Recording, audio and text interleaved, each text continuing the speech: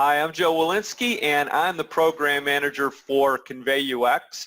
And we have a new event coming up in Boston. That's going to be August 15th and 16th. We're excited about that. It has the theme of the nexus of product and UX, and we have a lot of great speakers. One of the fun things about my job is getting to meet and talk to those folks. And so today I have with me Dan Olsen. How you doing, Dan? I'm doing great. How are you, Joe?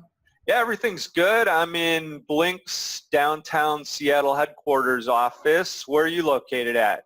I'm at my home office in Silicon Valley in Menlo Park, California. Well, it's good to have you as part of the program, and you're going to be one of our featured presenters doing a couple of sessions, and we'll talk about that in a little bit. But for people that may not be familiar with you, why don't you talk a little bit about your background and what things you're doing right now? Yeah, sounds good. So my background is pretty solidly in product management. I moved out to Silicon Valley a while ago to get an MBA, and while I was at business school, I learned about product management as a career, and I knew I wanted to get involved in tech. I wasn't quite sure how. Once I learned about product management, I was like, that sounds like exactly the job I want to have, because I had been technical before that, but I wanted to get more on the business customer side of things. And so I asked everybody, where's the best place to learn?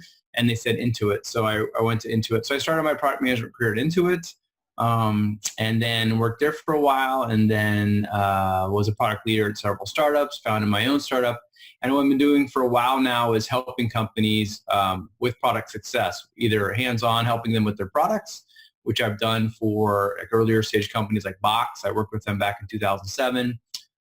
Anywhere from small startups all the way to big companies, and also enabling their teams and training their teams. I've been doing that a lot more recently too, with private workshops, public workshops, speaking and training. So I'm just all about kind of product management and trying to develop and share best practices. Along those lines, I also run a big meetup here in Silicon Valley. We just had our 5-year anniversary. We're coming up on 8,000 members, and each year we host a top product or UX speaker. So the topic of the intersection of product and UX is near and dear to my heart, and that's why my meetup, it has a long name. It's like Lean Product and Lean UX, because I didn't want to exclude UX from the name. So so I'm excited to be participating in ConveyUX. Well, you mentioned the Lean part of it, and that's part of your book, which is a pretty popular publication. How was that experience authoring your book? It was great. It was great because I started speaking in 2007. It's the first time I put together a PowerPoint deck, and I've basically been adding and improving and iterating that content in reaction to what I heard from the audience, the questions they had, the challenges they brought up. And so by the time I started writing the book in 2014, it had evolved. But sitting down to write the book was a great chance to really sit down and solidify the concepts and actually extend them and kind of unify them.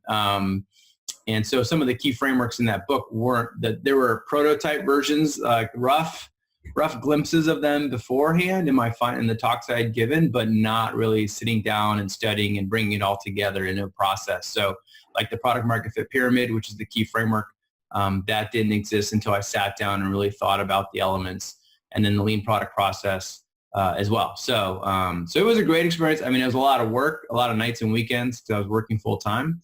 I'm really glad that I did it. And it's also a very long book. Some of that was self-inflicted. I had a little scope creep.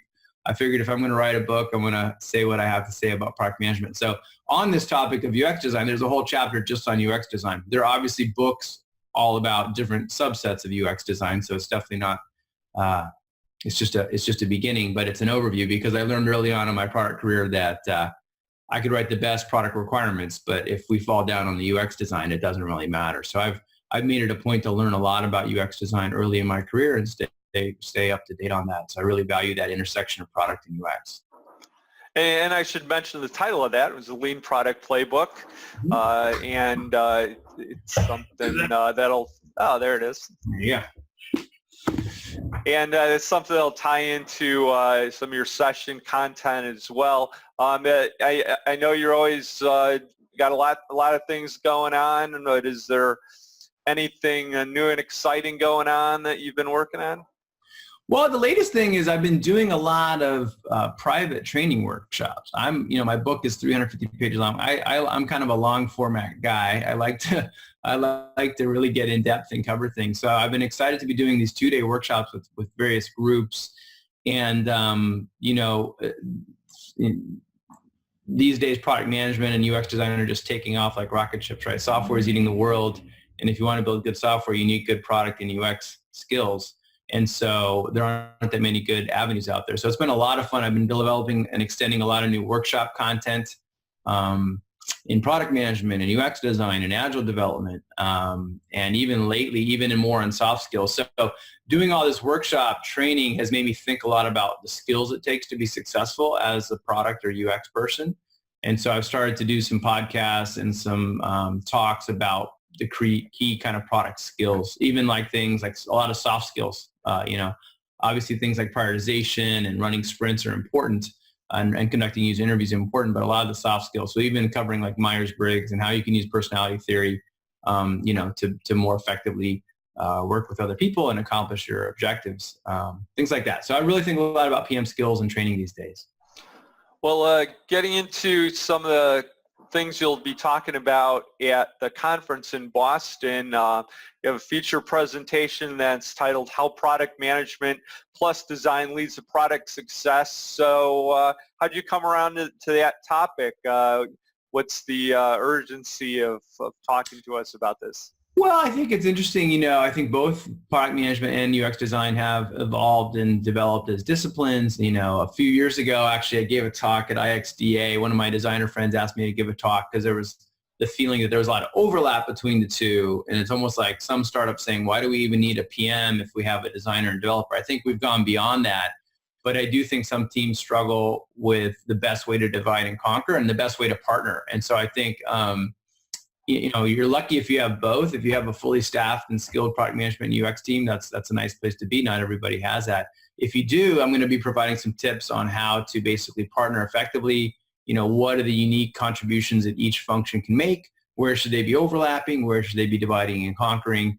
Because I do think both are critical. And, when I give my skills talk, I talk about how it takes a village. Like no one person these days can really conceive of, design, and develop and launch the complex software products that we see out there. It takes a village of PM, front-end development, back-end development, UX design, UI design, just to name a few, not to mention QA, DevOps, and everybody else that's required, right? So, and one person may, be really good in one area and medium in another area, but they can't possibly be the best in all those areas. And so you need a team, basically. And so I think especially PM and UX being at the front end of that process, if you think about it a bit like a factory line, they really can set the product team up for success or not, depending on how good a job they do defining the product, defining the customer problems, and exploring the solution space, which is, I think, a key thing that UX designers can contribute. Well, we're going to be doing a lot of different types of activities and different types of presentations, interactive discussions, and on the interactive part, you're going to be doing a longer, deeper dive into a topic entitled How to Achieve Product Market Fit. So what's going to go on in that session? Yeah, I'm excited. That'll be a 2-hour workshop, which is enough time to kind of go through the lean product process for my book. So we'll basically be going through the lean product process for my book, a 6-step process on how to achieve product market fit, how to go from an idea for a product to kind of forming your hypotheses and testing those hypotheses. So it should be a good interactive session, especially relevant for people that are working on new products or new features. But also relevant to the people that want to improve the existing product and features that they have. Well, I'm sure there's going to be a lot of really cool things to learn from that. I'm sure that as you give these workshops, you're always get an idea of like what the challenges are that people have, and probably a lot of questions that come up regularly about things, but just reflecting on what you see coming from the audience standpoint, from your participants. What are some of the challenges that are kind of the the bigger questions that people have as they work on developing their products? Yeah, one thing I think that resonates a lot is, a lot of times, I like to say developers have to develop, designers have to design, basically. And, our job is to really, as product people, is to figure out who are the customers and what are the customer problems. So, and I talk a lot about the product space versus solution space. And so when I talk about that, a lot of teams realize that, yeah, our team tends to bias and jump right into solutions right away. We start designing things, we start coding things before we're really clear on the problems. And so that resonates a lot with people. The challenge is when you point it out, people are aware of it, become aware of it. They just don't have the tools or frameworks to kind of, for how to think about and prioritize the problem space. And so a lot of my book and a lot of my workshop will be providing those frameworks in a structured approach, try to think about it so that we spend enough time in the problem space. We eventually have to get the solution space and explore different alternatives and designs, but that's a key concept that resonates a lot with people. Well, I appreciate you taking the time to introduce yourself to our audience and also to talk about the things you'll be doing at the conference, and look forward to seeing you in Boston. Yeah, no, I'm excited. I'm really excited to participate. Looking forward to it. All right, thanks a lot. Bye-bye, Dan. Thanks, Joe.